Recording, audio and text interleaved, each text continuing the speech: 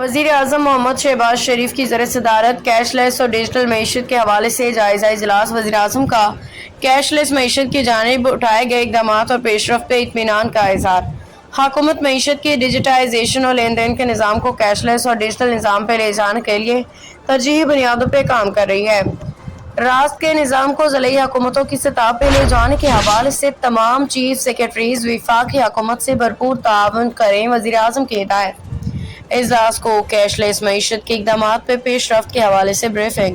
Pakistan digital public infrastructure کے ذریعے digital آئی days بنائی جائیں گی، جن میں ہر شخص قومی شناختی کارڈ، بائیو میٹرک اور موبائل فون نمبرز کی معلومات ہوں گی۔ انہی ڈیجیٹل آئی ڈیز کے ذریعے ڈیجیٹل ادائیگیاں کی جا سکیں گی۔ صوبائی حکومتوں نے پبلک کو گورنمنٹ اور گورنمنٹ کو ٹو پبلک ادائیگیوں کے نظام کو راست سے منسلک کرنے کے حوالے سے نمایاں پیش رفت دکھائی ہے۔